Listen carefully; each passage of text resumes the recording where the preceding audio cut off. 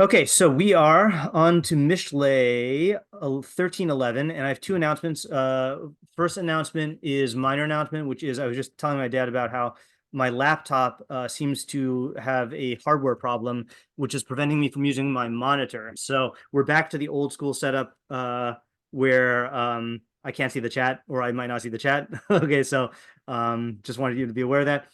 The second thing is so I got into my apartment last night after flying from Seattle to New York, and I got in at like 11. And what's supposed to happen, on that side of jet lag, is that I don't get tired till late, and then I have a really hard time getting up. Somehow, like I took melatonin, which never does good for me. Somehow, I went to sleep at 1:20, and I woke up at 3:45. And I've been up since 3:45. So I'm on like very little sleep right now. So one of two things is going to happen. Either once we get started, I'll get energized and then the adrenaline will carry me through, or I'm going to get really tired and I might have to cut shiur short. Okay. So I didn't want to cancel though, because the show must go on. Okay. Oh, also, while we're at announcements, um, we have two friends who will be one will be leaving us temporarily, the other one will be leaving us maybe permanently. The first friend is Rabbeinu Yonah, who I just discovered that on these next three psukim, there's no Rabbeinu Yonah. Okay, so even though he's one of our best Mishlei friends, he's not going to be here for a while. And then this one was a little bit of a blow to me. I found out I've been doing a lot of. I wrote this article about how I identify with the Radak, and I bought this book by like this woman who's this expert on the Radak, and in the book she makes this statement in parentheses. It doesn't even warrant like a full treatment. She says the Radak didn't write the commentary on Mishlei that's attributed to him. Okay, and then I got her paper on the Radak, and she makes very convincing arguments that the Radak on Mishlei is not written by the Radak. So I asked Rabbi Novetsky at Al HaTorah, and he sent me a 48-page paper arguing the other way. So I'm in the middle of researching that, but I can no longer right now. I can no longer claim that the Radak is actually the Radak, which kind of makes me sad because I love the Radak and I like the commentary of Mishlei, whoever wrote it, but she has me convinced. So all right, we got the announcements out of the way. Okay, on to the pasuk. Hon mehevel yimat v'kovet al yad yarbeh. This has a slight Koheles flavor to it because the word hevel. Who wants to try to translate this one?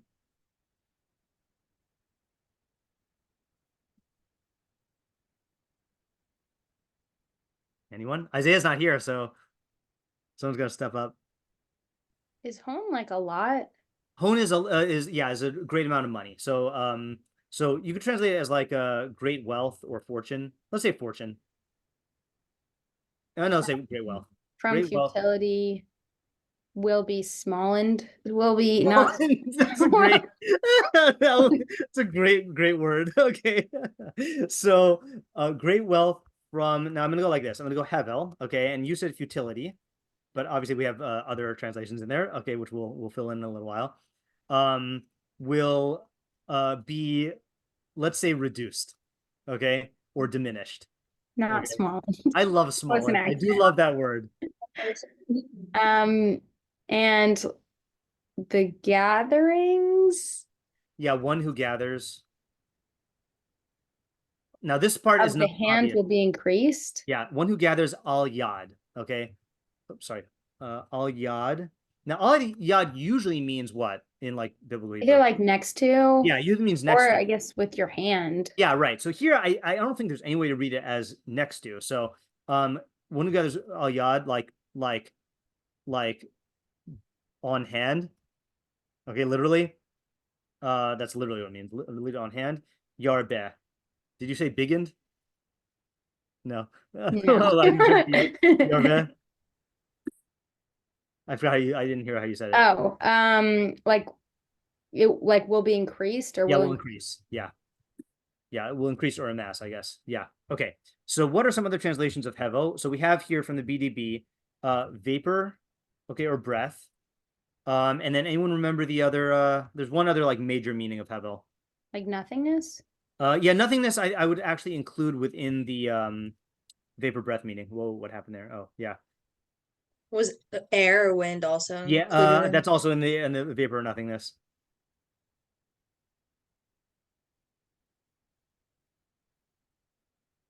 So The other word is from I guess transience, right? That's not, is that how you spell transience? Meaning that which doesn't last. Okay. Or temporality. Okay. Yeah. All right. So great wealth from Hevel will be reduced, diminished, or decreased.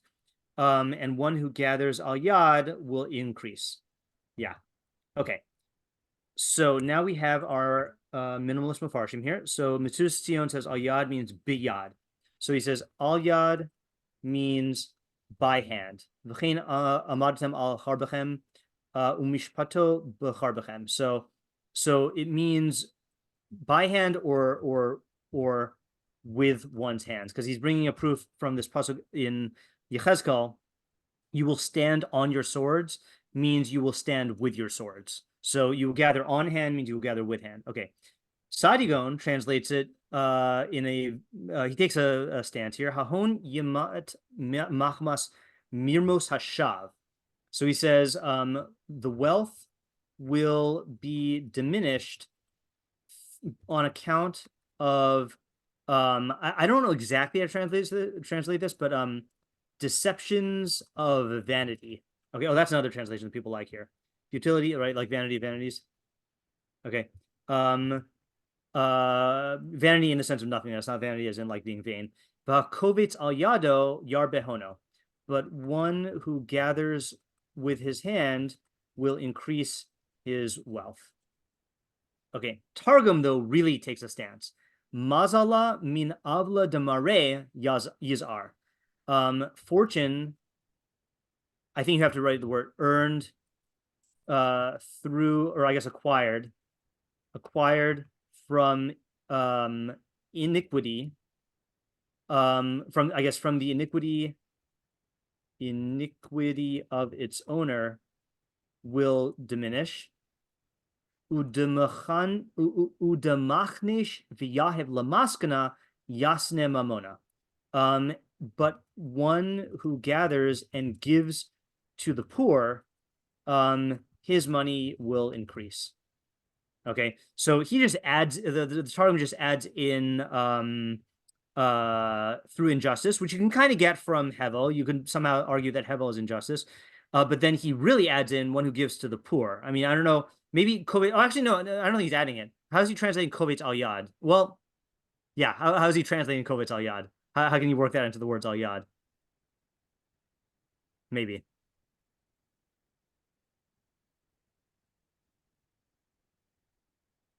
It seems to me like he's saying one who gathers in order to place it in someone else's hand, maybe, So I think he is trying to like squeeze out the scenario from the pasuk. Okay, Art Scroll says wealth gained by vanity will diminish, but that gathered by hand will increase. That's very similar to Sadi Gaon, although Sadi Gaon says deception. Rav Hirsch says the wealth that results from vanity will dwindle. Dwindle's a good one. Yeah, I like dwindle. But he who gathers by his hand shall increase. Okay, that I think is same enough. We could delete it. And Alter says a really nice one. Wealth can be less than mere breath, but who gathers it bit by bit makes it grow. Now, where's he getting his translation of that first half from? How's he reading the pasuk? You got to appreciate the nuances in the Hebrew. Sorry, what was your question exactly? My question is, where's he getting, well, because Alter is different than everyone. So where's he getting, it can be less than mere breath? Maybe from mehevel? Yes, from? exactly. So from the mem. So mem in Hebrew means from, but it could also be a mem of comparison. So everyone else is learning it as from or through or via, or that's how it got there. He's learning it as a comparative mem, and he's saying it is less wealth that is less than breath, and he's saying it can be less than breath. And yimad, wealth can be less than mere breath, and that's his famous translation of Koheles. Hava havalim amar Koheles, hava havalim hakol havel. He translates as hold on, I gotta get it from the book. I think the first one who told me this translation was Rabbi Maruf before I knew who Alter was. He translates it as, merest breath, said Koheles. Merest breath, all is mere breath, which is a really poetic, nice way of capturing it. Okay, but who gathers it bit by bit makes it grow. Now, I debated whether to introduce you to this next part now or later, and I'm going to go ahead and introduce it now. I don't usually do this, but sometimes the Meiri goes into dictionary mode, and that's what he does here. And he, I think a lot of us are going to end up like trying to understand what the word hevel means, okay, which is, obviously like a question. He, though, says something that's going to give you like a way out if you want. Okay, so he says like this. Hold on, let me close this. So he says, Hon mehevel yimad v'kobita yado yad yarbe. Yikra tamid b'lashon ha'ivri hischalef mila b'mila l'ktsas dimion shebineim. So he says in Hebrew, then words that are somewhat similar can be used interchangeably. Okay, v'hinei shav v'sheker v'kazav milos munachos al shikru. So, for example, the word shav and sheker and kazav are words that all apply to falsehood. Shav yidabru ish es re'ehu. So, for example, he spoke falsehood. Each man spoke falsehood against his fellow. Sheker ana ba'achiv, or he answered falsely against his brother. V'lo yidabiru kazav. You shall not speak falsely. Okay. In fact, let's just do a little parsha thing here really quickly. So, in this week's parsha is the Seres HaDibros, and in the Seres HaDibros, then you have the Ibn Ezra on, actually, well, fine. Lo tisa Hashem elakacha lashav. Do not take the name of Hashem your God in vain. Okay, and then when Moshe Rabbeinu repeats the Seres HaDibros in Parshas Va'eschanan, he says,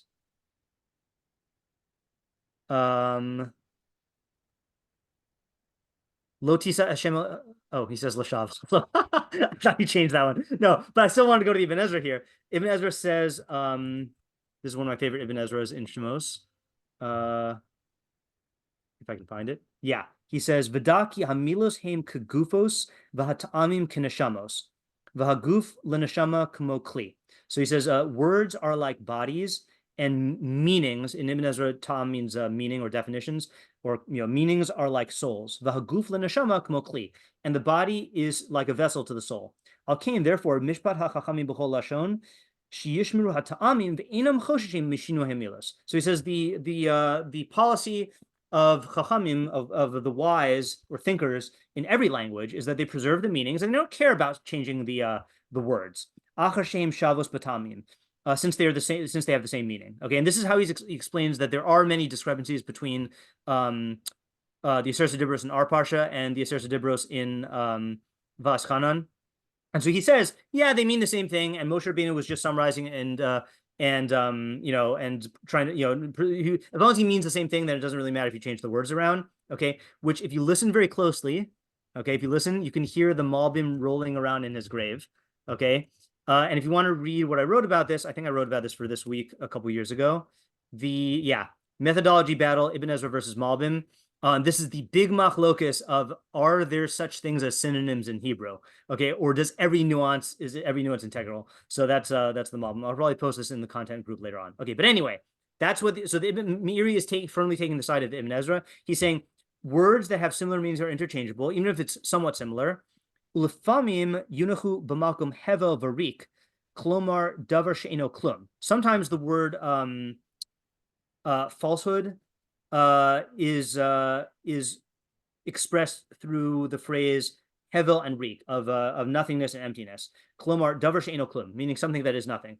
O she'eno ma'alav eno morid, or something that is neither positive nor negative. Sheker hachein, like at the end of Eishes Chayil, that charisma is sheker, meaning klomar hevel hachein, meaning that it is nothingness. L'sheker asa, he acted for no reason. Klomar b'chinam, meaning for no reason. L'shav tzaraf tzaruf, klomar b'chinam. Ach hevel b'nei adam kaza b'nei ish, klomar hevel v'ha'inyan shashikrus gam kein hevel v'tohu v'davar she'eno. V'chein milas hevel mizeh hatzad te'omer hine b'malkum sheker. So the upshot of all this is the Meiri is translating this as, okay, hevel here, he says, is falsehood. Okay, and that might be where the Targum gets it from, or where Sadion gets it from. Okay, so you could say falsehood. Okay, so now we have our translations. Let me copy and paste this into the chat. Okay, there are all of our translations, again, with Zoom messing up the formatting there. Yeah, so great wealth from Hevel will be reduced, and one who gathers al yad will increase. Okay, so what are the questions and problems?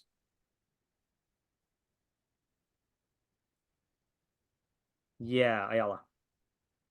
So what does Hevel exactly mean here, and specifically like such that it will reduce great wealth, Okay, according to most of the great formulation translations? of the question. So what does Hevel mean in this context such that it will reduce the wealth according, yeah, what does it mean in this context? I'll just say according to any of these translations such that it will reduce the wealth. Yeah, Dad? So in the second half, are we saying gathers by hand? Is it anything other than manual labor? Okay, so the question is, what does it mean to gather al yad, on hand or by hand? Mhm. Okay, yeah. And you're mentioning manual labor as a possible answer, but I'm going to leave it as a question right now. Okay, Rivki? Yeah, this could be on like either half. I think like it makes more sense for the first half, Yeah. but anything being done actively to cause the results. So I guess like more specifically on the first half. I missed the question. Meaning, what is there anything being done? Because it just kind of sounds like it's like, oh, like Okay. Oh, okay, yeah. Okay. So what action, if any, is being referred to in the first half, which causes the wealth to diminish? Okay, meaning the pasuk doesn't explicitly state an action other than the diminishing. Yeah. Ayala? Why does he use the verb covates? Okay, yeah. It So seems like a random verb. okay, so what is implied by the word covates? Covates. Okay, gather. Yeah. What can you articulate what the weirdness of it is? I also think it's weird, but yeah. Maybe it's just like I guess based off of the other Mishlei pasukim I've seen, I feel like I haven't really seen it used before, but it doesn't. I don't know. I guess that's really what I'm. Okay, for asking me, the about. weird thing is, to me, covates implies like a assembling of many parts into one thing, which is not the way I usually think of making money. Like I usually think of making money as increasing a quantity, like, not like gathering pieces of things. I just want to see what the BDB says about covates. BDB says for covates, collect or gather. Yeah, collect would be a good way to highlight the weirdness of the Hebrew, right? One who collects by hand will increase it. Like, I mean, you could just say that, and maybe this is part of the answer, but you could say it's just like emphasizing poetically that you're taking very small amounts little by little. But I will just leave it as a question. What is implied by it? Okay, Avital. My question was kind of similar to Rifki's, except that I was on the second half. That Yeah. on the one hand, I feel like you have this like gathering idea, which sounds like very active, but on the other hand, it sounds like more passive with like the yarba, like it will like increase, I guess, or just like it sounds I almost. don't know. So here's one thing. Hold on a second. So okay, if anyone knows grammar here, then anyone know the difference between yarbe and yirbe? I think yarbe means he will increase it, not it will increase. I'm just realizing now. Oh, so that's possible. I really tried to learn grammar. I know, I've didn't tried know also. how to do it well. Yeah, so I think so. Let's just look at the people who know. So alter, yeah, makes it grow, I think, is actually the best translation here. So will make it grow. So it's actually more active than the first half, right? Because the first half, yimat is, I think it will diminish. The wealth will diminish, not he will diminish it. I think. And then yarbe though means he will make it rabba, like he will make it grow. He will make it harbe. Yeah. Okay, that makes a little bit more sense. Okay. Yeah. Okay. Next is my dad. how do we distinguish wealth from great wealth? What is Okay, yeah, I guess what qualifies, let me put that at the top because that is one of the earlier questions. So what level of wealth are we talking are we talking about here, right? In other words, the pasuk uses the word hone, right? I'm going to say hone because hone is an English word, which implies a lot of money. Okay, so how much is a lot? And is this only true if we're dealing with a lot of money? Okay. Yeah. All right. Next is my mom. Is there any element of time, like diminish seems it would take a while, Right. whereas decreases Okay. like it's gone or whatever? Okay. So that's a good question. So what is the time frame for each half? Yeah. Did someone say something that made it seem? No. No one said overtly that it means instantaneous. So I guess both of them. This question applies to both halves, I think. Yeah. Okay. Rifki? So who is this affecting? And then also, I guess, like, who is the audience of the pasuk? Okay. So I'll ask the question. I do think the pshat is that it's affecting the person who has the wealth, because there's no one else really in the pasuk. Yeah, Uh, we think that's it though. What was that? I think that's it. Like, I just felt like it was very, like, I agree, but I also feel like generally speaking, like, there are generally more like larger effects. Maybe I'm wrong. Yeah, I mean, there definitely are larger effects, but the question is the pasuk highlighting any larger effects? But I'm gonna go ahead and ask this question in a general way, which is, what exactly are the benefits and consequences being highlighted here? Highlighted here. Yeah. For example, like, even if we say that this is for the guy, who's like gathering the money, if is it that he's going to, like, is the state of poverty that results the consequence that the pasuk is trying to highlight that he's avoiding, or is it the fact that he's trying to make more and it's becoming less, like the loss of the money, or something else? Yeah. Ayala? So besides for like Yima and Yarba are obviously opposites, but is there, I guess, what is the opposites in terms of the actions being done in Right. both halves? Okay, right. So how exactly are the two halves opposites? Specifically, what is it called? Specifically,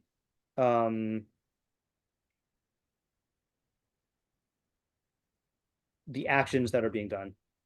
Yeah, in each. Yeah. Okay, Avital? Also, I don't know if this will come down to the grammar. Probably, I don't know it doesn't, but Let's hope it doesn't for all of our sakes. Yeah. Is it possible that the yimat is on the person who has wealth from nothingness, or it has to be about the money?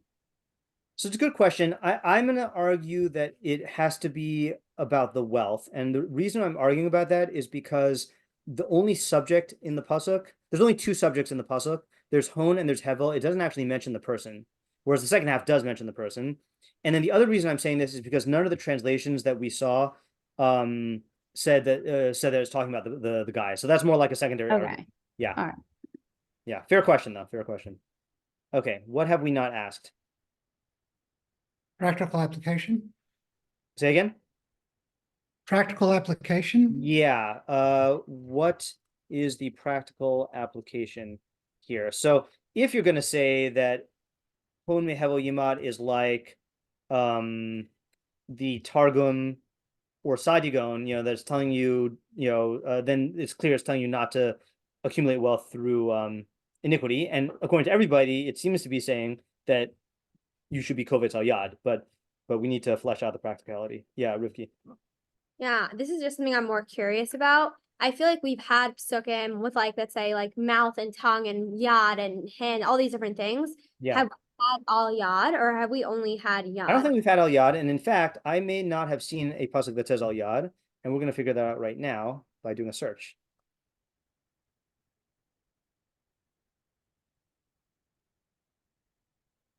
Wait for it. Wait for it.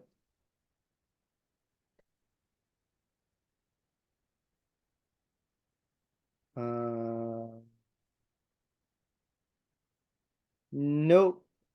This is the only pasuk in Mishlei that's used the phrase al yad. So we're stuck. Yeah. Okay. But you are raising a question, which I'm going to tack on to question 3, which is like, why use this phrase? Which we might not be able to answer, but always good to ask. Okay. Oh, I have another question, which we usually ask, but oh yeah, I'll go first with my dad. Is there an assumption that accumulating great wealth by nothing is that he's done something evil? I mean, Okay, right. So yeah, let's see. What does Hevel mean in this context? Did we even ask? Oh yeah, we asked what action is being referred to in the first half. Yeah, so I think that'd be included there. But I do want to tack on a question to oh, actually, I'll go with Ayala first, then I'll tack on a question. Yeah, Ayala. I'm not sure. It could be we included this in another question, but specifically, like, how is the consequence in the second half taking place? Like, how is one who gathers ayod making the money Right. grow? Yeah, you're right. I don't think we did answer that. So how does gathering al yad make the wealth increase? And then another question I have, which is similar to my mom's time frame question, but I think this question's only on the first half, which is, where is this? Yeah, which is the first half talking about someone who, like, I guess let me make it broader. How frequent is the behavior in the first half? Okay, like, can this consequence happen by a single act of gathering wealth from Hevel, or is it discussing someone who does this frequently, or is it talking about the proportion of one's wealth that was obtained through Hevel? I think those are the 3 possibilities. Okay, now I feel like we got all of them. So I'm going to post the questions in the chat as per usual, and then we'll have our thinking minute.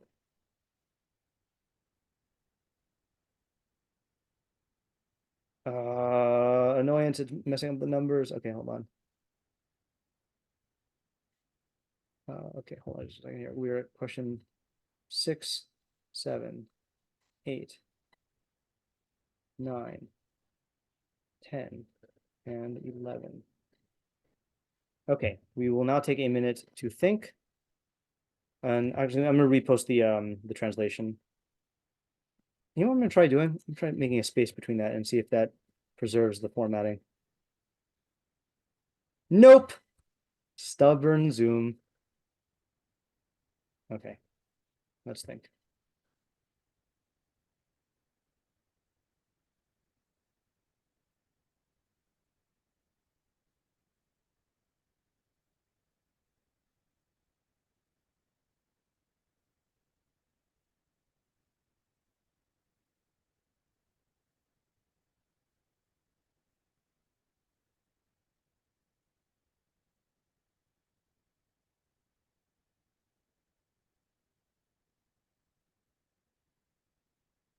Are you able to post the other translations in the chat?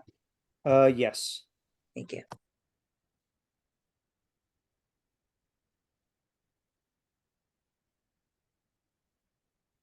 Okay, let's start with my dad. so are we assuming wealth is monetary wealth? And I say that because in the second half makes me think of the movie about the guy who made sushi. Yeah, Your Dreams of Sushi. Yeah. And Yeah. so, I mean, he never became rich, but his wealth in terms of his reputation grew. Right. So we didn't ask that, and I think we should, because I think definitely some of the Mefarshim will talk about it, is if we interpret this metaphorically, then what is it a metaphor for? Yeah.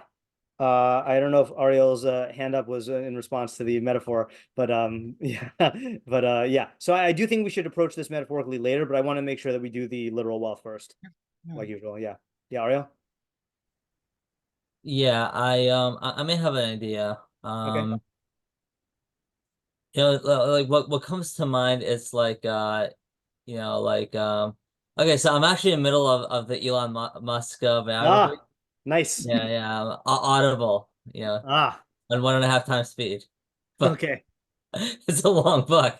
It is, but But it's really, anyway, really fast reading. For those who haven't heard me talk about it, not only, sorry, I'm going to interrupt you. Not only is Walter Isaacson a great biographer in general, but the Elon Musk biography is such a fast read because every chapter is like 3 pages. So you can just like plow through it and it doesn't feel like you're taking a long time, especially if you're on 1.5 speed. But you go ahead, Ariel. I'm pretty sure it also has almost 100 chapters, but okay. Well, it's the cost of making small chapters. Yeah, go ahead. Right. Okay, fine. Um, so like, you know, when he was like, you know, gathering money, you know, for like his projects, you know, like the SpaceX project. Yeah. Like, yeah, it's funny, like he really believed in, you know, what he was doing. And, you know, there was and there was truth to what he was doing, right?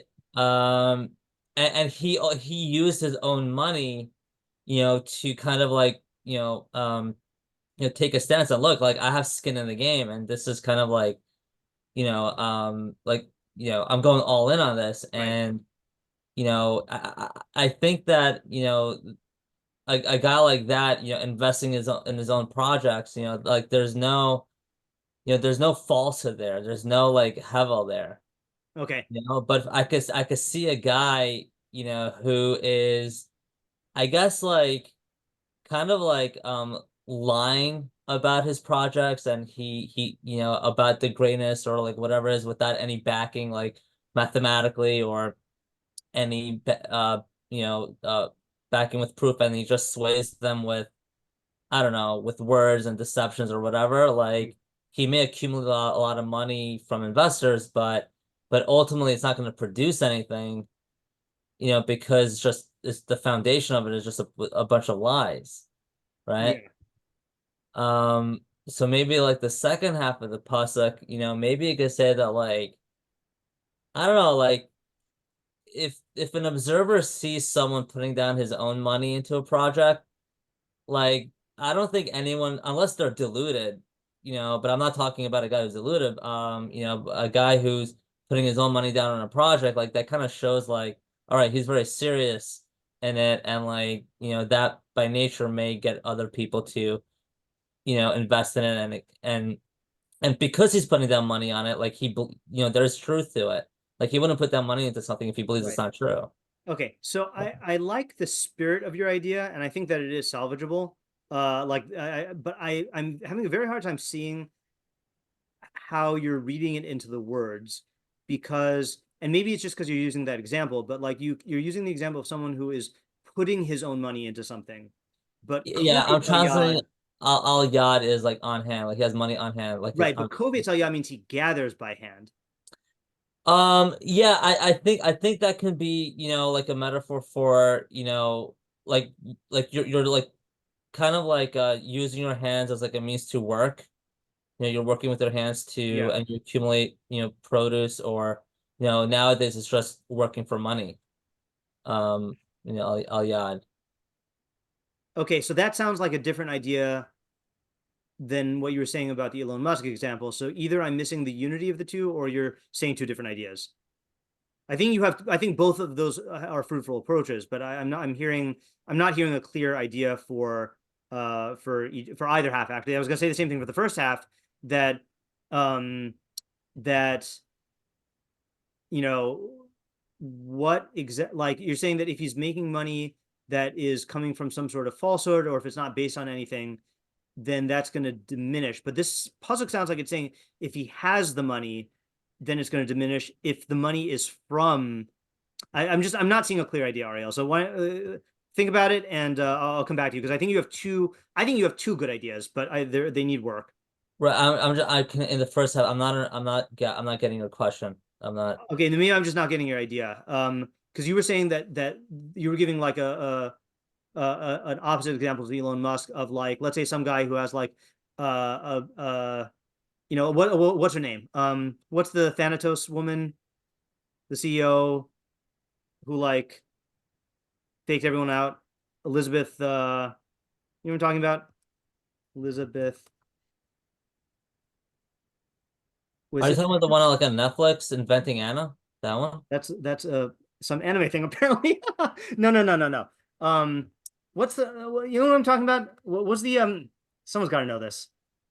The woman who made the pharmaceutical company. Holmes, is that it? Elizabeth Holmes? Yeah. Thank you. Elizabeth Holmes. Why did I think Thanatos? Yeah, her. That Theranos. I knew it had some sort of a T thing, right? So she, those who don't know, American biotech entrepreneur who was convicted of fraud in connection with her blood testing company Theranos. The company's valuation soared after it claimed to have revolutionized blood testing by developing methods that needed only very small volumes of blood, such as a finger prick. In 2015, Forbes had named Holmes the youngest and wealthiest self-made female billionaire in the United States on the basis of a $9 billion valuation of the company. And then basically, like, she had just made up the technology and like was stringing everyone along. There's a great series called The Dropout on Hulu, starring Amanda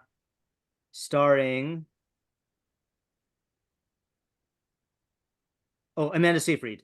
Yeah, very, very good Mishlei series. Okay, and based on a true story, even though not everything about it is true. So she would be an example of what I thought you were trying to say, Ariel, of like she built this $1 billion project, but the wealth was based in total falsehood, and then that's what made her lose. Yeah, that's exactly what I was trying to say. Okay, right. So I guess I do see that now. So I guess the second half is what I'm not seeing.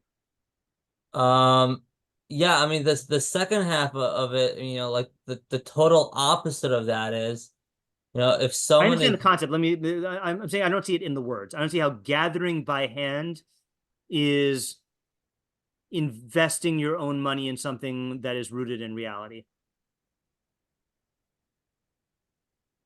But okay, I'm gonna come back to you, Ariel, okay, because other people want to say ideas. But I think you have something there. Yeah, Avital?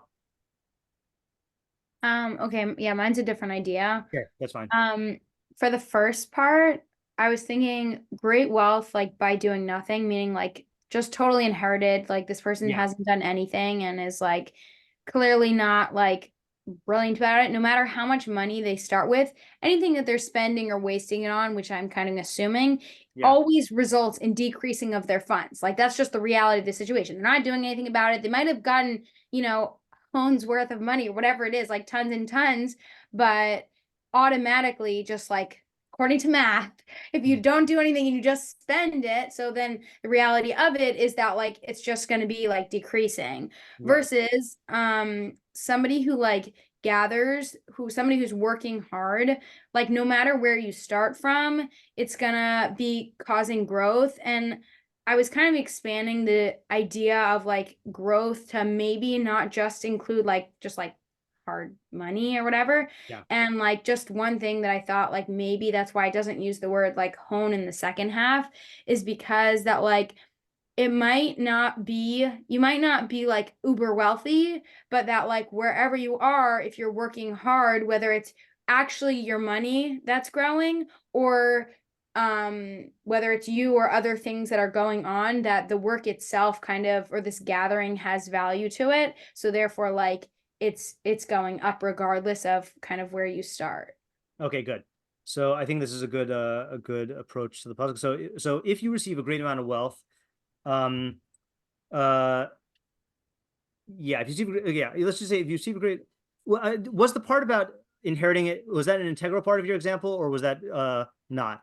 Because I think I heard that because that's how my idea is. But wait, which part? The receiving it, you use inheritance as an example. Are you saying No, I used it from like great wealth from nothing, basically, like from not doing anything. So I think it's pretty. Okay, from not doing anything. That's what it was. From not doing anything. Okay. It will by nature diminish unless you manage it well to preserve it or make it grow, right? But if you work hard and I put in consistently, it will naturally accumulate. Yeah, like no matter where the first guy's starting from, he's always going down. He could have $1 billion, he could have like $100, he's going down. But the first person, no matter where their like jump off point is, like they're always gonna gain from it. And so there's a natural downward trajectory towards the to the first guy, and a natural upward trajectory to the second guy. Right. Okay, good. So I think the thing that we need to round this idea out is what is the chiddush, or what is the havamina? That's one that we didn't say, right? What is the hava amina? Meaning, what might we have thought before being taught this?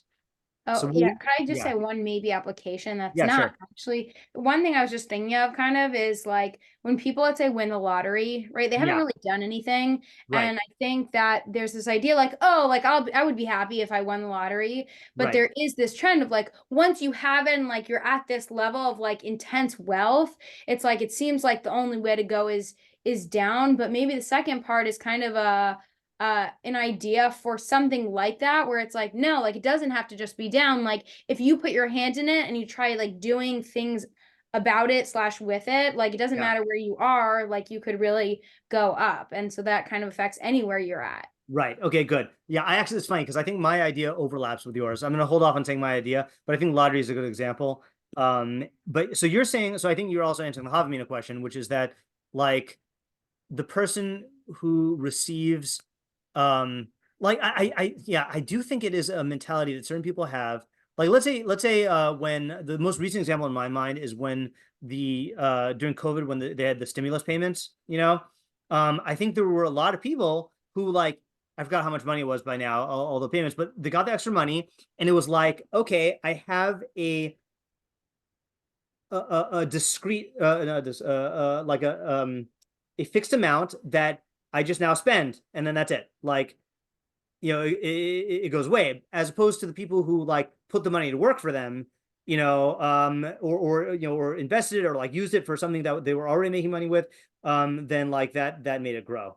So that havamina is saying that like it's, so yeah, that's interesting because I thought that the havamina was that the pasuk is talking to somebody who thinks that the great amount of wealth that they got out of nothing will be permanent, and the pasuk is teaching them that it'll be temporary.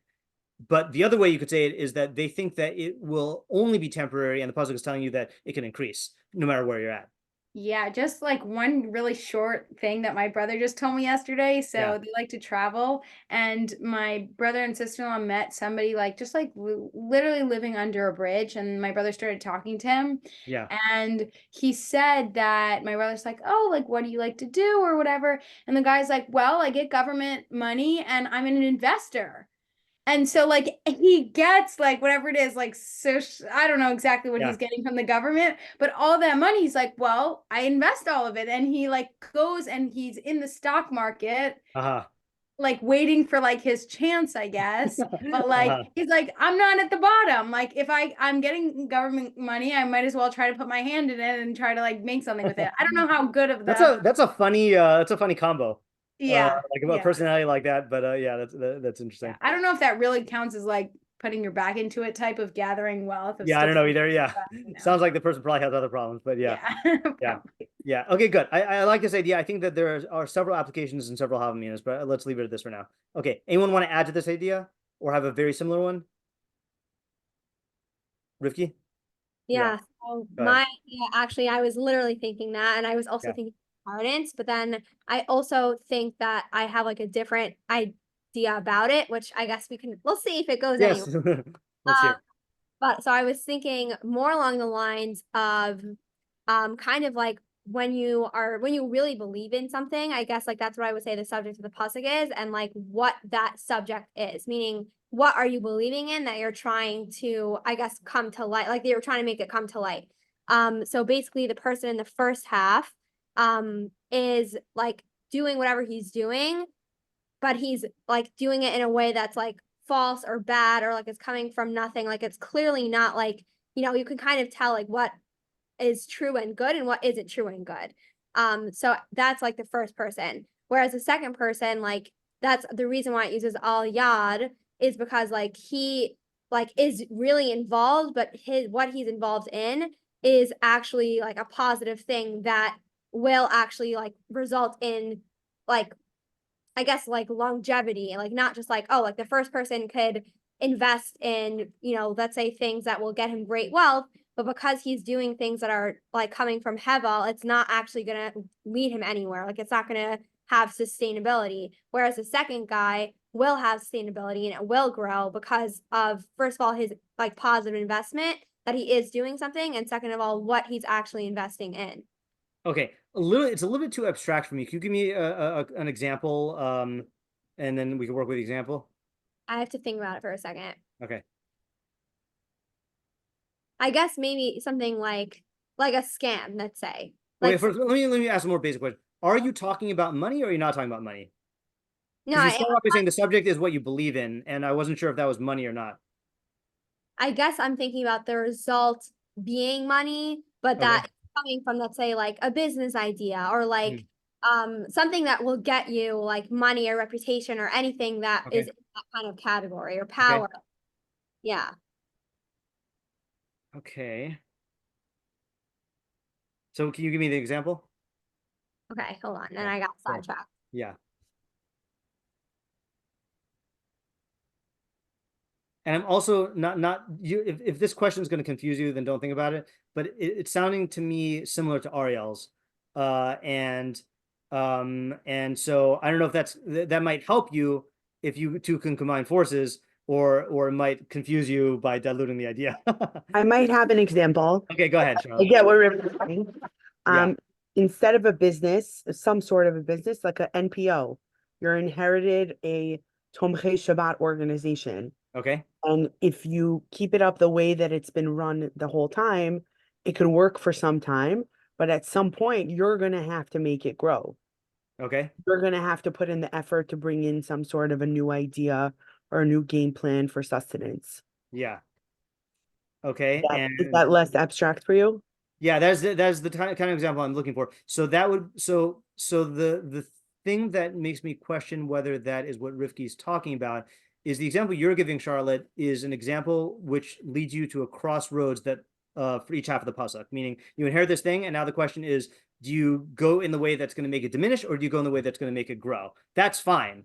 But what sounds like Rivki is saying is that these are two, like, one type of thing lends itself to diminishing, and another type of thing lends itself to growing. Well, I think the key factor is if you continue to put in your effort. Right, but Rivki, I thought, was trying to say that the specifically hon mehevel means that it is an endeavor that is somehow from or based on nothing or something. Rivki, how did you interpret hon mehevel again? Yeah, basically like kind of like what you were just saying, that it's like whatever you're doing is not like, I think that example, like I like that example, but I think it's more similar to what Avital was saying as opposed to what I'm saying. Because I think like that's more like you didn't necessarily do anything to get what you got. But I think what I'm trying to say is that the person that's in the first half of the pasuk that has that great wealth, like the reason why they got that is from nothingness, meaning not from nothingness of doing nothing, but like something that's just like not going to be beneficial for the world, and like not just, it's something right. more So you are differentiating. You're saying that, like, according to you, the person in the first half of the pasuk is involved in one type of project, and the person in the second half is talking about another type of project. Yeah, I guess more like this is whereas Charlotte's, it's two ways to engage in the same project. Yeah, exactly. Like Yeah, right. like I think philosophically what I'm trying to get from the pasuk is that the first half is very much like just bad morals or bad, like just not have. You're going with like the Sadia Gaon and Targum thing, where hevel means negative or sinful or like lies or something like that. Yeah, exactly. Yeah, right. What the pasuk that what Charlotte's saying reminds me of is this pair of pasukim in Mishlei 24:4. The chochmah yibani bayis uvisvuna yiskonan uvadas chadarim yimalu kol hon yakav naim. Now we did this in our morning shiur last year, so I don't remember what we said. I think it was last year. but it's saying with chochmah, a person will build a house. With understanding, he will firmly establish it, which we learned meant that it's one thing to build a house, but if the house just collapses, then you didn't really do much. But if you build a house and you find a way to sustain it, then that's another thing. But then with das, with knowledge, then you can fill all of its rooms with every type of valuable, like a commodity, like that's like different ways of engaging in the same project. And the one that is not stating is the guy who like doesn't even build a house, or who gets the house and then it like gets dilapidated. Yeah.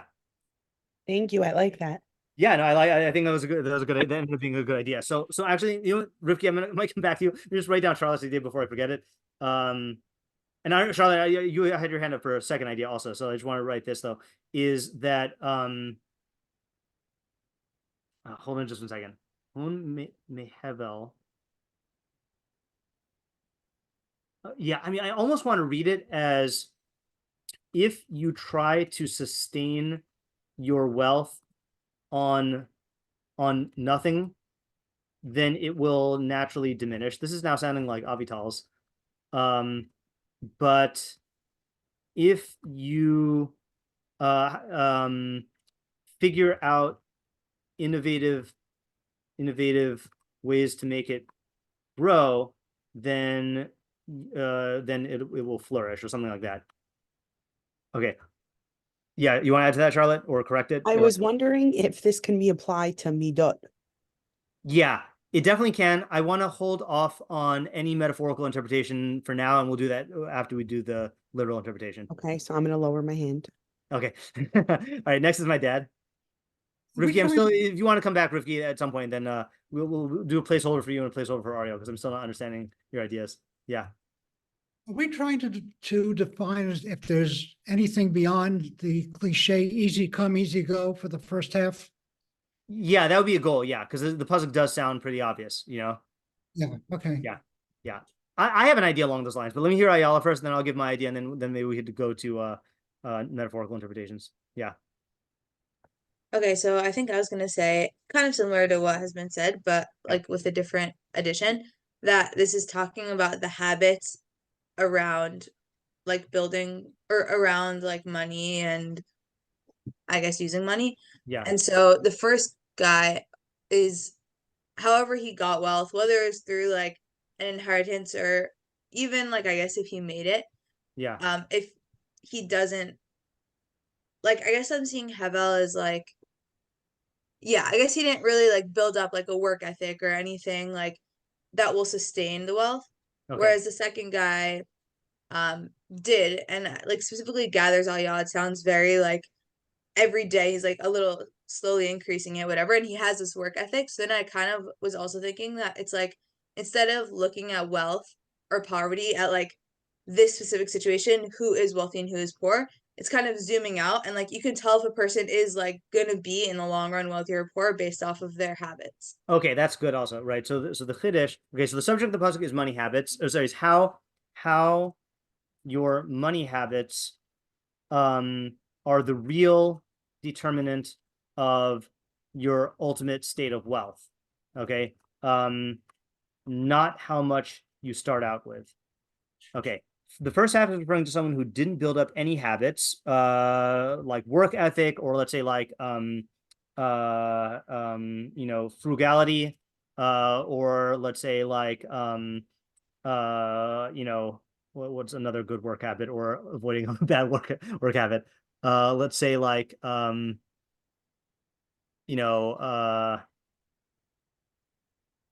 efficiency. I mean, there are a lot of them that allow them to sustain the wealth. Whereas the second person, consistency. Yeah, consistency is good. Consistency. Whereas the second person did. So the first person may have started off with lots of money, but in the end, but it will be destined to dwindle. Whereas the second person may start off with very little, but he is destined to succeed. Okay. All right, that's a great idea. I want to come back to what my dad said, though, because I'm remembering that in Robert Alter, in his introduction to Mishlei, then he mentions, my dad was saying how this, is there anything beyond the like simple meaning here? Okay. And Alter gave some historical context that I thought was really interesting. I just have to see if I could find it. Give me 1 second.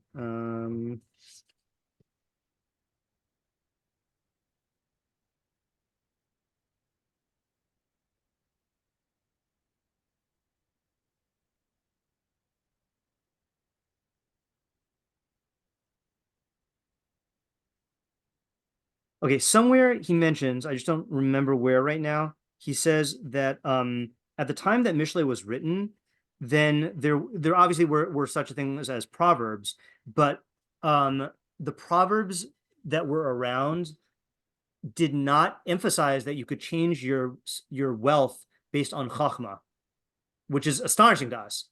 That people believed that you were either born wealthy or not, or that you were destined by the stars or favored by the gods, and wealth was not looked upon as something that was likely to change, and certainly not through your own efforts, and certainly not through chochmah. So this was a big chiddush back then, that you could change your financial status through the application of chochmah. So that's a historical context. All right, I have one idea that I want to give, and then we'll go into metaphorical ones. So my idea, I think, is very similar to Avital's, and it's similar to Ariel's also. So my idea was, first half is talking about someone who obtains a large amount of wealth not through their own efforts. Okay, so this could be like inheritance or lottery, or crazy crypto fluke. Okay, he just got lucky, and the second half is talking about someone who slowly accumulates money through work. Okay, so I think what it's saying is that the first person isn't going to have a realistic sense of the value of the money, okay, and will be prone to losing it or to not maintaining it, okay, because he has no idea how it works, how money works. Okay, the second person has a true sense of the value of the money itself and their financial status, because they arrived at it gradually, and got to know each stage. Okay, so I think that the application here. So since I said that we're going to go into the metaphorical thing after this, I think you can extend this to the areas outside of money as well. We'll do one example within money, is when you have someone who takes over a company, okay, either as a CEO or who buys the company, but doesn't really have a sense of how that money was made. They will often mismanage it and just totally destroy it. It's arguable which side of that Elon Musk falls on in terms of buying Twitter. Is Twitter now more successful or is it less successful? But the point is that he clearly had no idea how it was actually run and how it got to be where it was going to be. And so there's a huge risk of not running it properly. And you see this happen also companies that lasted for a long time, and then it gets purchased by some other person who just changes everything, and then the whole thing falls apart. But then I'll say another thing also, which is that I see this mistake in a limited sense in education, where you suddenly find yourself with a lot of resources to direct towards education, and in the hands of a teacher with a lot of experience, then the teacher would know how to use those resources because they know what it takes to build up either an individual student or to build up a school culture. But then there are people who just believe that, oh yeah, we just buy smart boards for all the rooms, then that's going to make everyone learn better, or if we just fund buy the latest curriculum and impose it upon the school, even though it's a complete culture clash, then that'll make everything go better. You have people who are trying to who get this windfall of resources, whether it's money or whether it's something else, and then they just believe that the amount of wealth is so big, it has to last or it has to create success. But what they're missing is the experience of gathering by hand and really becoming familiar with like, you know, with each step of the wealth building, and therefore they have, you know, that second person has a realistic orientation towards the money that they've earned, whereas the first person is just rooted in fantasy land or ignorance. So I'm not learning that it's like sinister. I'm learning that it's just they got wealth not out of, you know, any efforts or any experience on their own, and that's why it doesn't last. Okay. Any questions on that before we go on? Okay, Charlotte, you had a metaphorical interpretation. I was wondering if this could be applied to midot. Like I said, I don't know. I didn't like fully grasp the idea, but I'm wondering if it can be applied to midot in the sense that there are some things we learn from parents or from environments Oh, that's interesting. Okay. that are easy for us to pick up on, versus like the second half is gathering it based off of your learning and really working on yourself and building yourself and making it your own. Okay. Yeah, I think that slots in very well with the idea I just explained, right? Yeah. Yeah, okay, that's good. Yeah, yeah. So an example of this is people who I like the way you're interpreting the first half, which is that there are people who have good character traits just because that's the way they were raised, but because, you know, they've never been outside of that environment or in a place where those middos are challenged, then they don't really like understand or have a firm, like those middos are not firmly rooted in their mind or in their like hardwired into their personality. They're highly dependent on their circumstances. I would also say it's not theirs. Right. It's not, they haven't made it their own. Right. Yeah. Okay. So building certain things we pick up from nothing, not through our own efforts, but through parents or environment. And those middos might be temporarily ours, but not truly our own. To make them truly our own, we need to actually work on them, slowly and gradually, and like, you know, in accordance with where we are at, not necessarily where we start. A good example of this, by the way, this is not really about middos, but it comes to mind. Rivki and Avital will probably remember me talking about this in Shalhevet, but like the pshat of this is from the Siddur Otzar Tfilos about why we say Elokei Abraham, Elokei Yitzchak, Elokei Yaakov. You know, God of Abraham, God of Yitzchak, God of Yaakov, instead of just saying Elokei Abraham, Yitzchak, Yaakov. And the author of the Otzar Tfilos, I always forget his name, the Eitz Yosef says that, you know, don't think that Yitzchak just believed all the ideas of monotheism and kept chesed, mishpat, and tzedakah because he was raised that way, but rather, even though he was raised that way, he worked through everything on his own and arrived at it on his own, with his own mind, in his own relationship to it, and to the point where he could say that it's not just the God of Abraham, it's the God of Abraham and it's the God of Yitzchak, you know? So that was talking about beliefs, but I think the same thing can be applied to middos, as Charlotte's saying. Yeah, that's a really good, that's a good interpretation. I like that. Okay, now going back to my dad, saying that the wealth was with the Jiro Dreams of Sushi example. What were you gonna say about that? If you remember.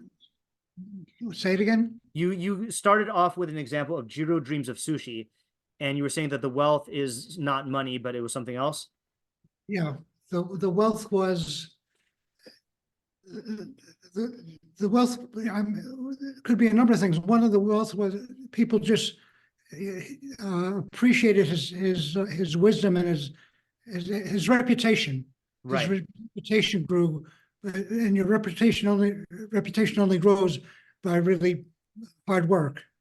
Right. So I think the thing that I don't like about that interpretation is I think that, I mean, you could read it in a different way, but I think that the subject of this is the wealth that's diminishing and the wealth that's increasing. So I don't want to say that it's the wealth that's decreasing and the reputation that is increasing. Like if we go middos, then that's good. Or like, you know, wealth, and that's good, or knowledge. But I think it's talking about the same thing. Okay, got it. Yeah. Okay, anyone else have a metaphorical interpretation they want to share? Because if not, we'll read the Meiri's metaphorical interpretations and his regular ones. Okay, let's go with the Meiri. Okay, so Meiri, as usual, gives several interpretations. So I'm going to just translate each of them as we go.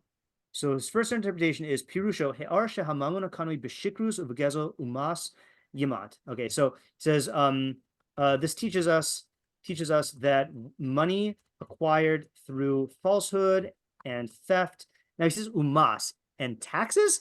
Okay, but I don't think I know, unless you mean something else, and taxes, unless he's one of those like taxation equals theft libertarians, but will diminish. Umi sheyakabsenu al yad, but one who gathers it by hand, Rotlamar, namely ma'at, very slowly, uviyosher, and honestly, below shum sig shel mirma, without any sig, without any smidgen, I'll use the word smidgen because that's fun, of deceit, will increase. Okay, so that's the simplest idea that he gives. Okay, let's just stop and see if that, I feel like, again, several of you were dancing around those ideas, but I don't think none of you said that it's literally stealing your money, right? So I feel like here, is this just saying the usual Mishlei idea? Like there are tons of Mishlei ideas about theft. Those who steal will eventually get caught, and you could plug that in here. But I feel like the fact that it says will diminish is the significant thing. Diminish to me implies it will like become reduced, So can we explain that? And can we explain that in contrast to the very slowly and honestly? Yeah, Rifki. So this is like what I was, not this specifically, but that's like what I was, thinking along the lines for the first half. Yeah. I think we maybe say like because really what the person's goal is to get money or is to get like that power, whatever you want to say. So I think like what he's saying is that like that they're not going to get their goal by these means. And like they obviously don't think that because they went about it through that way. So I think the point is like, if you really do want like that end goal, then don't go through it with that way. Like do it in a way that even if it's more challenging in a way that you will get the results that you want. Okay, so I think that's a good like practical message of the pasuk, but I think the pasuk is trying to tell us how this happens, or at least we have to understand how it happens in order to understand the pasuk. So I want to understand, the word that I want to understand most is yimat. How will it diminish? Now, I think there's two approaches you can take, right? That there's really three. There's two approaches that we would take. One approach that we would take is that there is something in terms of like for lack of a better term, like the causality in the external world that is going to cause this money to diminish. Like let's say, for example, here's I'm going to use an example that I know nothing about. So if someone knows about this, then feel free to chime in. Is that one of the problems with art theft is that, the thing that makes paintings valuable is like that they are, made by famous artists and stuff, but the problem is that these paintings and these artists, there's a lot of like records and stuff about who owns these things and where these things are in the world. So like, there are certain types of illegal money making that you can get involved in that the involvement itself puts you in jeopardy. Maybe an easier example is, let's say like in the illegal drug cartel or something like that, or like gangs that are like involved in like trading in drug deals and stuff, so like you're dealing with lots of money, but like it's also very, very violent, and like you could get it stolen from you, et cetera, et cetera. So those are like external things. Okay, the other type of thing that could cause the money to diminish is internal things, like in Ayala's idea. The fact that, I think Ayala's idea, even though she's not saying this, I think the guy in the Meiri's idea fits here also, is that if you're getting your money through stealing, you probably haven't developed those habits which allow you to like be responsible with your money and not give into temptation and like have proper risk management, et cetera, so like those middos that you have are going to jeopardize the money and cause it to diminish. So I think those are two routes you can take. You can take the third route, which is not really our style, which is God will punish you for it, but I don't really think we learn anything from that. So what is the idea? And to me, intuitively, diminish is the key thing. Not that he'll lose it in a flash, but it'll go down and the other guy's money will go up.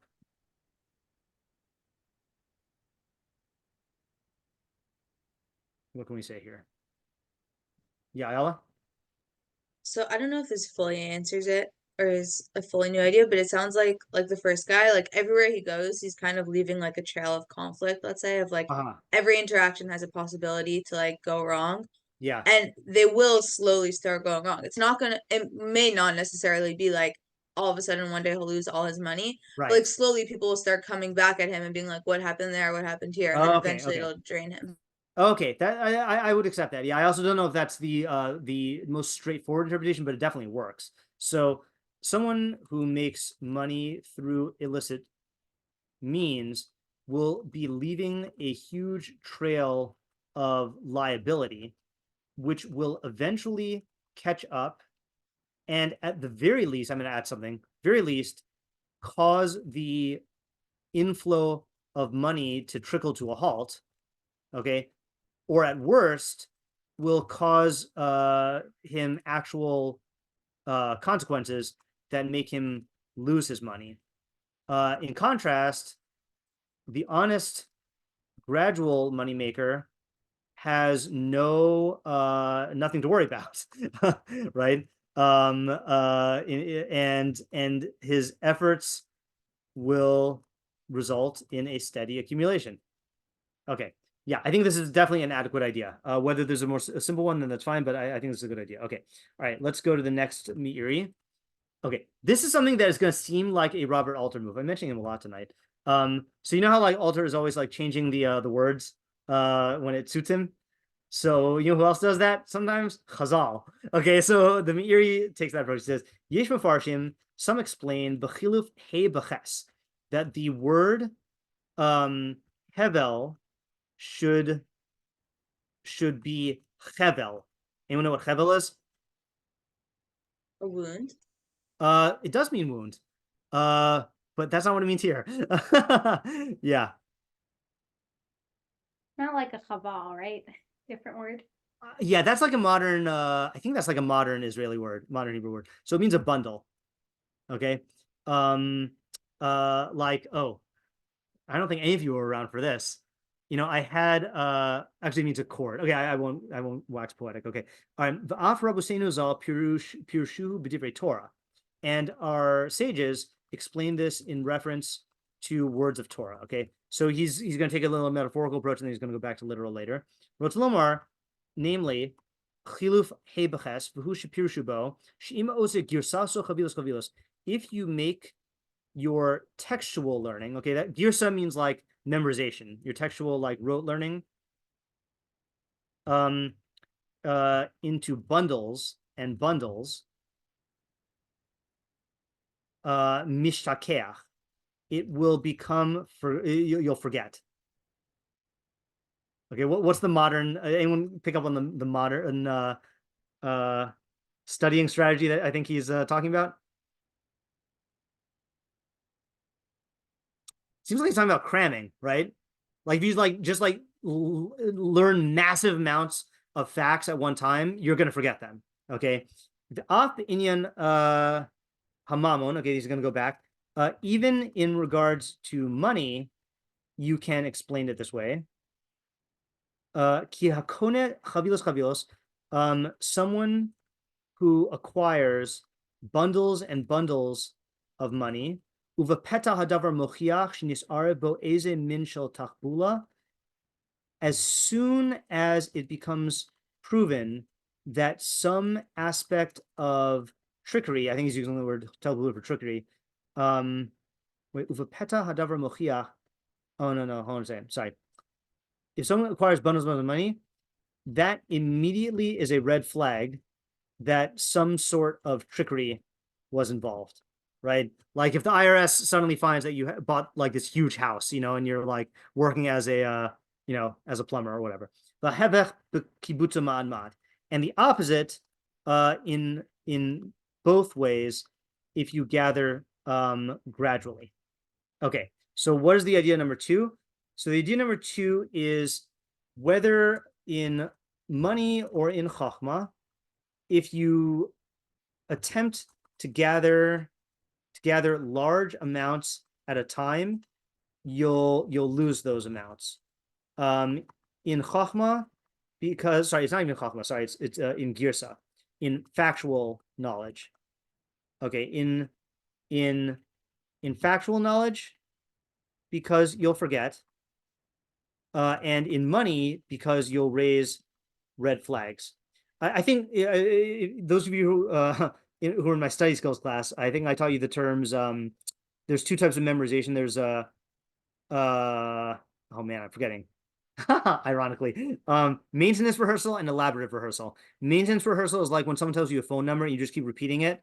You know, you can hold it in your short-term memory for a little bit amount of time, but then you forget it. Whereas elaborative rehearsal is when you either rearrange it or you put it into some new scheme of meaning. You know, and that's going to last for a long time. So it sounds like what he's saying here is if you make your textual learning into huge bundles, you're going to forget because you're just keeping it in a short-term memory.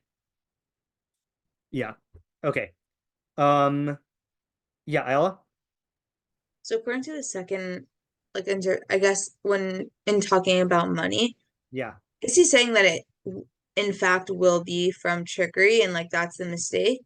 That's Like, what it what's the sounds like he's practical saying. application? Yeah. So just to read the translation here, he says, Uva peta, I think that means, and like without warning, hadavar mochiach, the matter will prove, shinis arivbo, that there is mixed into it, meaning mixed into all this money you made, eze min shel tachbula, some type of strategy, which I'm learning as trickery. So I think what he's saying, I think what he's talking about is to the person who thinks that he can cover his tracks in terms of how he got the money illegally, okay? And really what's going to happen, well, okay, let's say the person makes a huge amount of money, okay? So either he made it through, either there's something fishy going on, okay? And it might not be his thing. Like it might be like, you know, people who get caught up in Ponzi schemes also make a lot of money really quickly. And the Ponzi scheme people, the people who are the victims are not the ones who are like, you know, tricking people, but like they suddenly find themselves making a ton of money. That should be a red flag that someone is, you know, money is not naturally made this fast. You know, someone is doing trickery here and you should be wary of that. Or let's say you made your money totally honestly. Okay. People are going to be suspicious, you know, that you got the money through illicit means, and it's going to raise flags. And I don't even know if suspicion is the only way that it will, like the only way to like, I think that's the only thing that the Meiri is saying. But like, here's another case. Let's like, you know, why is it that lottery winners often want to remain anonymous? Because if they suddenly make a lot of money and people know that it's them, then they become the victim of jealousy and robbery and theft and danger and all this other stuff. Whereas if you're making your money, you're making money gradually, like in the stock market, no one's gonna come after you and say like one day like, oh, you got a lot of money, you know. So I think like you should be aware that the fantasy, like I'm gonna add this here. We all fantasize about making a ton of money instantly, but that will either be the result of some falsehood, or people will suspect us of falsehood, or we will be subject to consequences that we could have avoided if we built up the money gradually. Yeah. Did that answer your question, Ayala? Okay. All right. Third idea. And then we have one more after that. Okay. Velinier, and now he gives his own interpretation. It seems to me, she'ein ktsavos hapasuk hefkaim. Oh, methodology point. Seems to me that the two halves of the pasuk are not opposites. Shock. Okay. Now this is a new category. We've seen psukim that are not opposites, but I don't recall seeing a pasuk where they look like opposites, and he's still telling us that they're not opposites. But they are a repetition of the idea.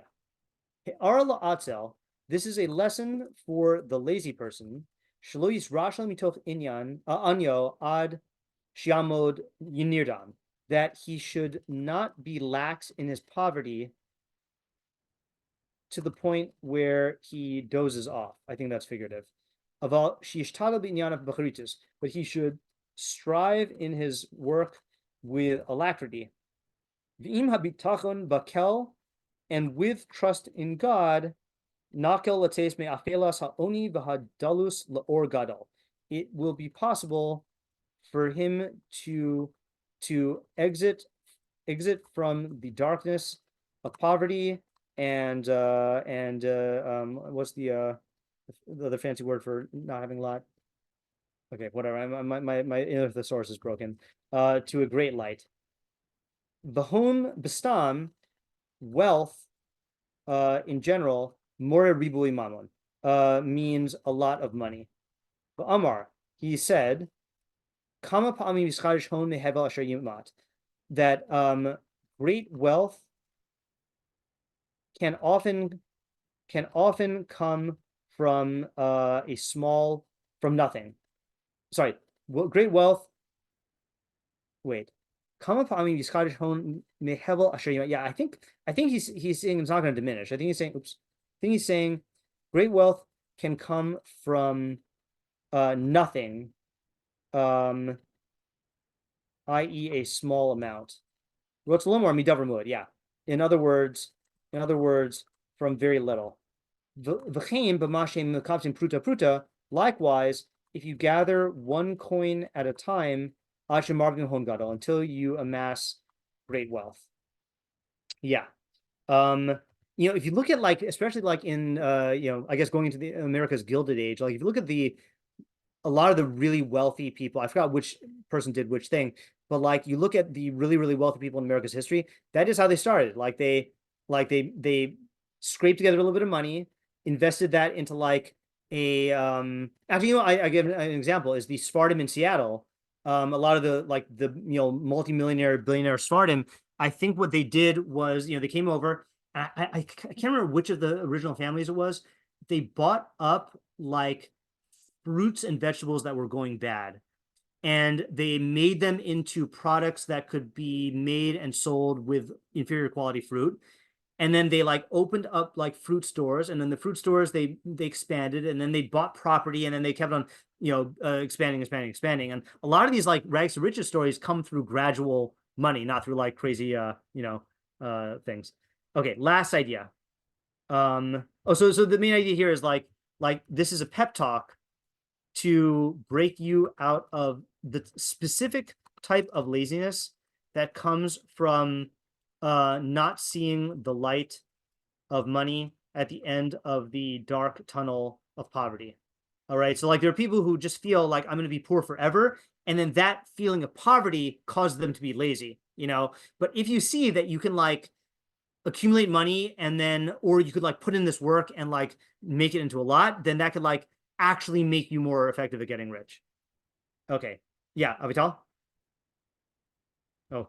Yeah. I was just gonna say also, I was thinking with knowledge, sometimes you just feel there's so much that Yeah. a meal to whatever. And I feel we spoke about that in Shalhavet about how you can't let that part of, I don't know if we call it the Yetzer Hara exactly, but that feels okay, I can't do anything, so I can't even start. There's no reason I'm not gonna get anywhere, but Yeah. it's slow progress that brings real knowledge and Exactly. And that's exactly what he's gonna say now, I think. Ubinin ha-chochmah, if you apply this to chochmah, to farshiu echa mishnei elu ha'akronim, you can use either of the last two ideas. Okay, so one, divrei Rabbeinu Zal, the words of Chazal, v'hu he'ar lilmod ha'chochmah al seder, which is telling you to learn chochmah in order, in the proper order. Madrega ach madrega, step by step, al derech ha'mesudar etzel chachamim, based on the order recommended by the chachamim. V'lo shi yaharos la'alos v'yaktim hamis acher, and not break through to ascend. That's a Parsha reference, right? That's why you need the boundaries around Har Sinai, so people don't break through to try to see Hashem. So you don't ascend, and and then do a step too early. For this can be the cause of much stumbling. Okay, so I always say this in our yeshiva, because in our yeshiva we tend to attract guys who are also into thinking about philosophy. And the problem is you get guys who really want to learn philosophy, but they don't want to take the time to like learn how to read Gemara, and train their mind. So what happens is, I'm not saying like this happens all the time, but like the risk is that you have people who like spend their prime years in yeshiva just like being involved in philosophy, and they never build up their skills. And then once they start work or they start a family or whatever, then they are left without any skills, and they can't learn on their own, and so like all that philosophy was philosophy might be an important thing, but you have to go according to the order, or even in Gemara, guys want to skip straight to the svara, straight to like the theorizing, and they don't want to do the Bekius. They don't want to do like the covering ground. Okay, 2. Lois Rasha, I think this is what Avital was saying. Lois Rasha lihisiyasho mitzad ra'oso koshi levavo umiyot havanaso. Don't give up hope upon seeing the difficulty of your state of mind or your little understanding. Kikama pamim, for many times, ra'inu, we see anashim kashim blimudam, people who have difficulty in their learning, mascheles umatzlichim besofam, who ultimately succeed in the end. Im rov hasmadasam ushkida manvat, due to their hasmada, their persistence or consistency, as Noah said, and their diligent step by step approach, a little by little approach. Yeah, I was looking at there's a folder that I have that I update every once in a while. Let me see if I can bring it up.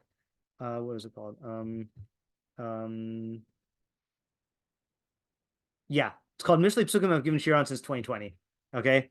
So I don't know if this is fully updated, but here are all the Mishlei Psukim I've given shiur on since 2020, and it's like little by little, you get like tons and tons of psukim, and I think right now we're up to 490 Mishlei shiurim that have been recorded this year, so that's the thing. It's like just little by little, and eventually you like cover a lot. Or I saw someone today that said that someone posted on Facebook, a Facebook friend of mine said he just made a siyum in Mishnayos Kudshim, and I was like, that's interesting to make a siyum on. And then he revealed that like he started doing Mishnayos in the very beginning of Shas when like he was like in high school or something like that, or maybe yeshiva, and he's just been doing 2 Mishnayos a day, and like now he's on to Taharos, and it's the last Seder, and then he'll and if he keeps up at this rate, then he'll make a siyum on all of Shas Mishnayos, which is like an incredible accomplishment, So that's slow and steady wins the race. Slow and steady wins the race. Classic idea. Oh, and I found a good I'm going to post this in the chat, but I saw a good picture online which depicts this guy sliding down the hill, and it says easy decisions leads to hard life, and hard decisions lead to easy life, and I think that applies in learning also, of like, you have to go through the hard stuff in the beginning and the sticking at it, but then you eventually acquire the skills and it compounds on itself, and then you get to like the fun and easy learning. Whereas if you like slack off in order to do the easy stuff, then you get left with not a good situation. Okay, so let's review, and we'll call it quits for tonight. So we had Ayala's idea, which is that this is about money habits, and if you acquire money without the habits in place, the money won't last. But if you build up the healthy work habits and money habits, and then you make your money, then the habits themselves will provide a cushion and a preserving mechanism for the money, and acquiring even more. Avital said if you get a lot of wealth without doing anything, it's going to keep on diminishing unless you make it grow. But if you work hard and consistently, then you'll have an upward trajectory. And I was saying that that's a havamina of, don't think that if you accumulate it all at once, it by nature will stay. No, like money will keep on going down. And similarly, don't think that your poverty is something that just stays. It keep on going up.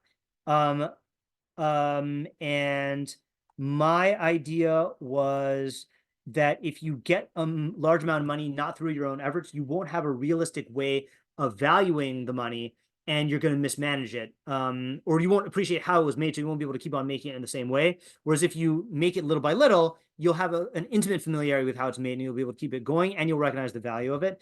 Charlotte's idea was that this could apply to Middos as well, that if you inherit good Middos, those might not last because you haven't formed your own relationship to it.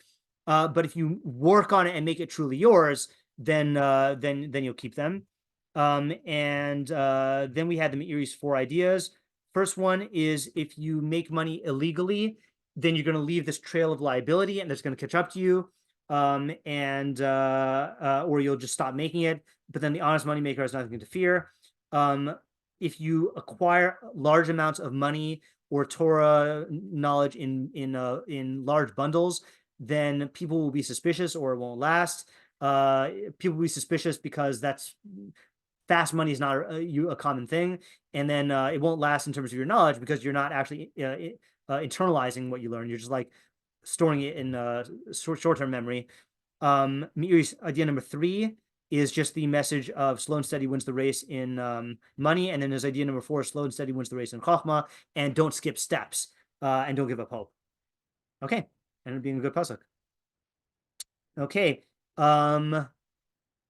we should have shiur next week. I don't foresee any difficulties with that. Those of you, okay, yeah, I would love to have shiur this week, but it really turns out it's going to depend on how much, if my laptop gets fixed. So stay tuned, okay, and pray for my laptop. Okay, all right, have a good night, everyone. Thank you. Have a good night.